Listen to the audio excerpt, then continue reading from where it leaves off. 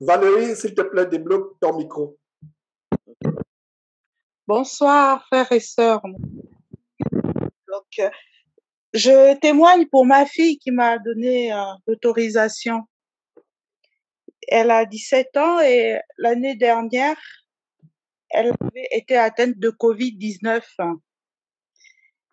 Et voilà, je dormais, je me reposais. Elle était dans sa chambre et elle est arrivée dans ma chambre. Elle ne respirant plus, elle avait des problèmes respiratoires. Et quand elle s'est écroulée tout juste là sur mon lit. Et moi, je sors du sommeil, panique. Qu'est-ce qu'il y a? J'essaie de tapoter son cœur. Je vois qu'elle a du mal à respirer, comme si sa respiration allait s'arrêter. Donc, j'ai paniqué. J'ai pris le téléphone, j'ai appelé Georges. J'ai dit, Georges, vraiment, il y a ma fille là qui a eu le Covid. Là, elle est dans ma chambre. Là, s'est écroulée. Elle ne respire plus là. Qu'est-ce que je fais? Il me dit, tu as peur? Je dis, mais je dormais. Je me réveille, je ne sais même pas ce qui se passe. Et on va prier. On a prié de suite. Puis je l'ai vue revenir à elle.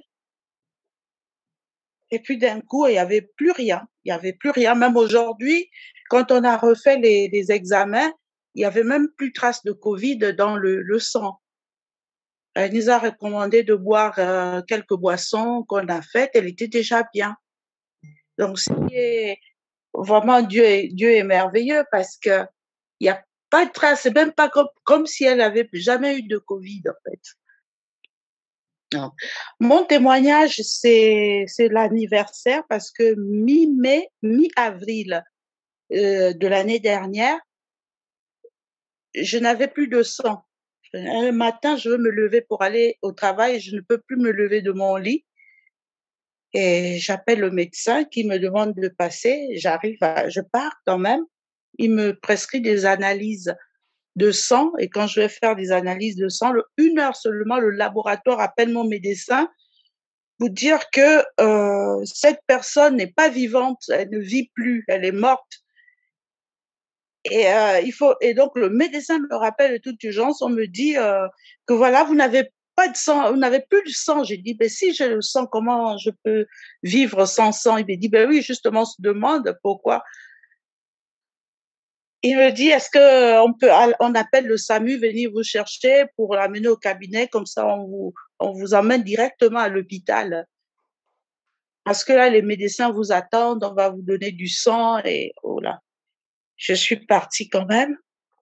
J'ai vu le médecin parce que comme je suis pas allée travailler, j'avais besoin, et comme j'étais très fatiguée, j'avais besoin qu'il me fasse un arrêt pour pouvoir me reposer. À ce moment-là, je me retrouve devant l'hôpital. J'ai appelé 2 personnes, en fait, 2 personnes qui étaient au courant. J'ai appelé donc Georges et à Houston là-bas, et puis j'ai appelé aussi mon petit frère pour voilà, dire ce que j'avais. Mais je me suis retrouvée devant l'hôpital, mais je suis rentrée chez moi. Quand j'ai laissé un message à Georges, je dis Georges, je rentre chez moi parce que je me suis souvenu qu'il y avait une dizaine d'années, à peu près 15-16 ans aujourd'hui, on m'avait détecté une maladie, toujours des maladies incurables. On me dit, je vais pas vivre le lendemain, je ferai pas de nuit, je vais mourir.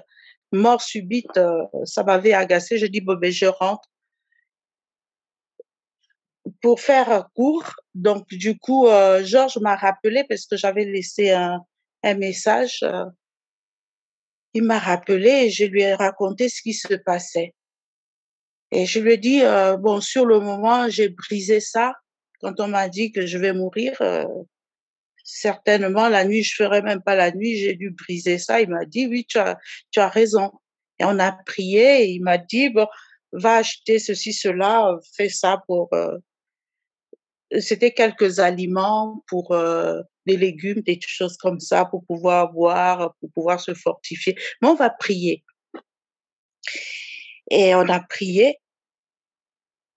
Et le lendemain, ils ont appelé pour me dire que oui, il y a une dame. J'ai dit, c'est moi. À l'hôpital, on me dit, mais non, c'est pas vous. La dame qu'on a eue, Elle est morte, c'est un cadavre. Et vous me dites que c'est vous, vous avez passé la nuit. J'ai dit oui, j'ai passé la nuit. C'était impossible. On m'a dit c'est incroyable. Venez donc à l'hôpital, on vous attend. Et je suis partie. Et vous marchez? J'ai dit oui, je marche. Je suis partie à l'hôpital. Et à ce moment, ils m'ont refait des analyses de sang. Ils ont repris le sang. Et là, j'avais maintenant du sang dans le corps. Ils ont dit non, donc le laboratoire a dû se tromper. Ce qui était terrible aussi parce que le laboratoire a été sous la sellette un peu, c'était terrible. Ils ont dit comment un laboratoire peut se tromper. Moi, je savais que le laboratoire ne s'était pas trompé. Et le laboratoire a été dans des sérieux problèmes. Donc on dit non, cette personne a du sang. Et voilà. Là, pour faire court, je vais dire gloire à Dieu. J'ai rappelé le frère Georges, j'ai envoyé un message écrit pour dire oui, Dieu est grand, on a un grand Dieu, j'ai de nouveau du sang. Et voilà. Donc, gloire à Dieu pour ça. Amen. Amen, amen. Waouh, ça fait 1 an. Le temps passe vite. C'était en avril il y a 1 an, c'est ça? Non, c'était mi-avril et là, on est l'année dernière. Tout à fait. Je pense que j'avais même déjà partagé ce témoignage dans une assemblée, dans une réunion. C'est un témoignage vraiment qui m'a marqué. Le sang de Jésus, c'est la puissance. Parce que quand quelqu'un te dit que tu manques du sang, comment tu peux manquer du sang si tu as le sang de Jésus qui coule dans tes veines? C'est pas possible. Voilà, c'est un grand témoignage. Donc Dieu soit loué et surtout pour ta fille qui t'a permis de faire ce témoignage. Nous rendons grâce à Dieu pour ce grand témoignage de délivrance. La foi est tellement importante et quand nous avons la foi sans le moins de doute, la puissance de Dieu s'accomplit.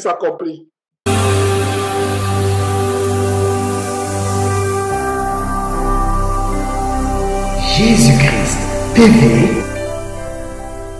vous connaîtrez la vérité et la vérité vous affranchira.